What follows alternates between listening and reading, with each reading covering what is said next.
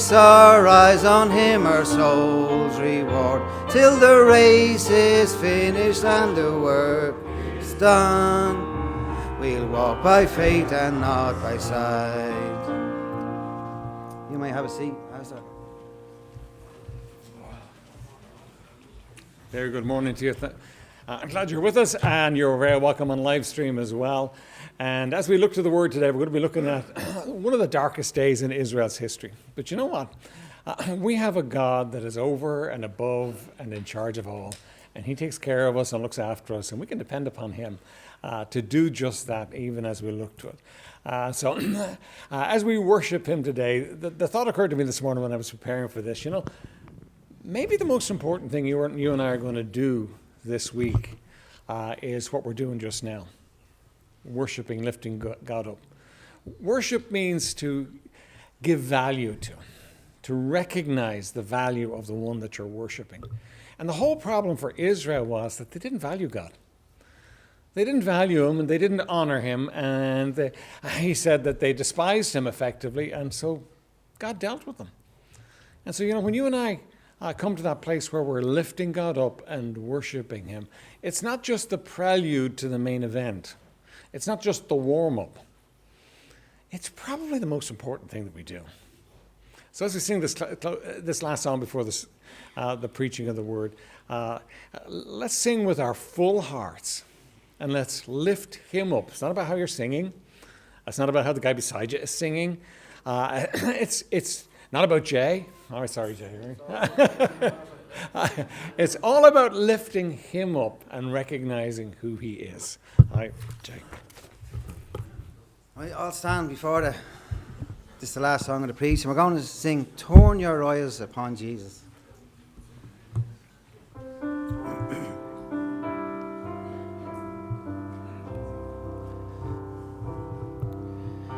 Turn your eyes upon Jesus, look full in his wonderful face,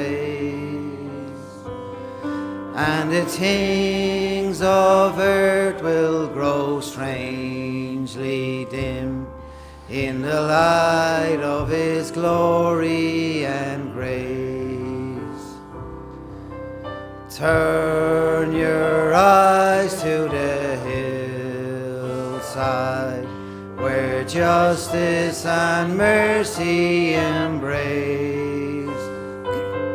There the Son of God gave his life for us, and our measureless debt was erased. Jesus, to you we lift our eyes. Jesus, our glory and our pride. We adore you, behold you, our Savior ever true. Oh Jesus, we turn our eyes to you. Turn your eyes to the morning and see Christ the Lion away. What a glorious dawn, fear of death is gone, for we carry his life in our veins. Jesus, to you we lift our eyes. Jesus, our glory and our pride. We adore you, behold you, our Savior ever true. Oh Jesus, we turn our eyes to you. Turn your eyes to the heavens. Our King will return for his own. Every knee will bow, every tongue will shout, all glory to Jesus alone. Jesus, to you we lift our eyes. Jesus, our glory and our pride. We adore you, behold you, our Savior ever true. Oh Jesus, we turn our eyes to you. You might have a seat, Pastor. 1 Samuel chapter 4 this morning. 1 Samuel chapter 4. And what we've been looking at in Samuel so far, apart from the birth of Samuel itself, what we've been looking at is pretty grim. Eli's sons, pretty grim story. Eli, pretty grim. And today what we're going to look at is grim too, right? We're looking at really the fall of Shiloh. We're looking at the glory departing from Israel. But it's essential that we actually look at this because this is the backdrop. Now, we do turn a corner in the story of Samuel after this, and we begin to go in a much better direction. We begin to see what God wanted in the first place. But we need to look at this, and we need to kind of take it on board and understand it because we need to see how God deals with his people, with his creation, because God deals with us in the same way. Yes, we're in a different dispensation, if you like. We're in a whole different context with God in the relationship as children. But nonetheless, the God of the Old Testament is still God. God, he didn't change. He didn't, soften up like we do as you get older, You start off with your first child and you're rigid and you listen, they're going to do this and they're going to do that. And by the time you get to the fourth or the fifth child, you find out, you know what? It's not as rigid as it was at all. Things have changed. Things are different at this point. And as we look at God, though, God is the same yesterday, today, and forever. So we need to take on these hard things and actually assimilate them into our understanding of who God is. All right? So 1 Samuel chapter 4. 1 Samuel chapter 4. And the glory of Israel was one thing, just one thing. The presence of God in the nation. That was the glory of Israel. The presence of God in the nation was their glory. It was all of their glory.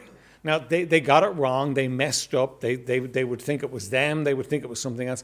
But the glory of Israel was always the presence of God. And what's going to happen in this chapter is you're going to see the presence of God removed. The glory of God removed from Israel, which is absolute disaster. All right. So chapter 4, verse 1. And the word of Samuel came to all Israel. Now Israel went out against the Philistines to battle and pitched beside Ebenezer, and the Philistines pitched in Aphek. And the Philistines put themselves in array against Israel, and when they joined battle, Israel was smitten before the Philistines, and they slew of the army in the field about 4,000 men. Now, this is a disaster to start off with. 4,000 men are gone. Just instantly. 4,000 families are without fathers, without sons, without... 4,000 people have just died now in this battle, right?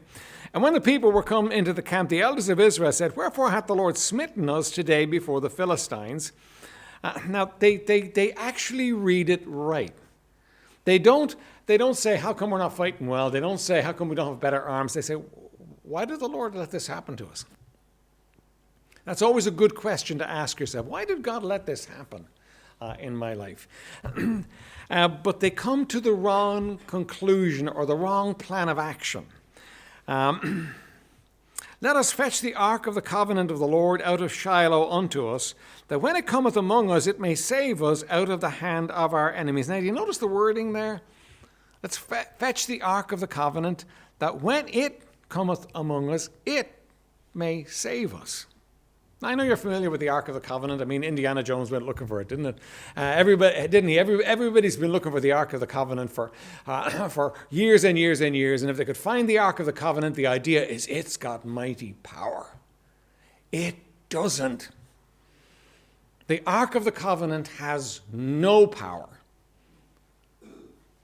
God is the power behind the Ark of the Covenant. So what they did was, they took the ark thinking it would help them, but they left God out of the picture. I mean, if they had just thought about that, that was never going to go well. That was never going to be a good thing, the fact that they left God out of the picture. Is that somebody's car, yeah? Black Saab, all right? Whoever's got a Black Saab, you can just go quietly and just knock that off for us, please, all right? All right.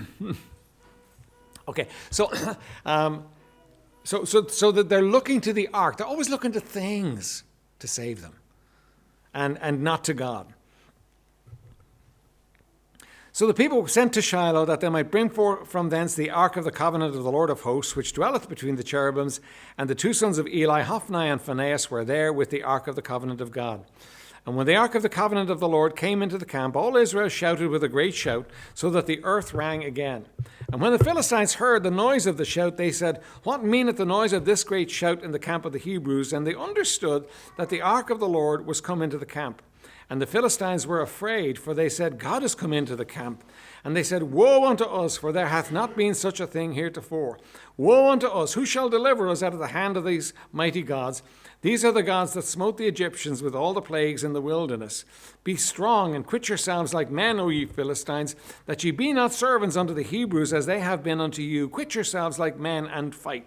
Now, the Philistines, when they hear that the ark, their spies tell them, hey, the ark of the covenant has come into the camp. When they hear that, they are terrified, which just shows you that God's power to actually instill fear into the nations all around is great. They had heard about what happened in Egypt.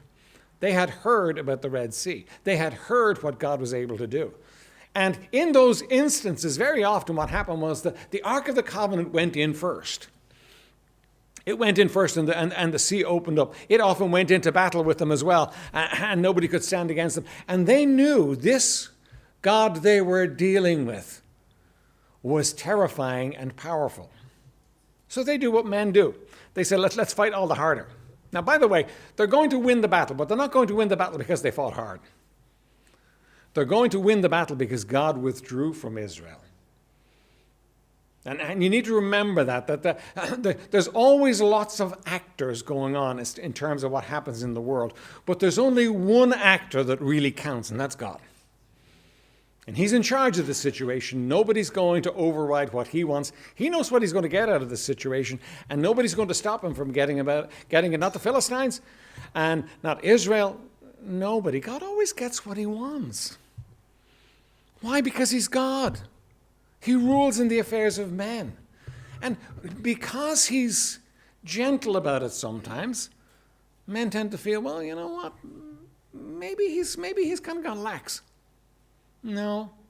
God is going to deal with a situation that's been brewing for some time now, and he's going to actually step into the situation and deal with it in a very final and a very powerful way. And the Philistines fought, and Israel was smitten, and they fled every man into his tent, and there was a very great slaughter, for there fell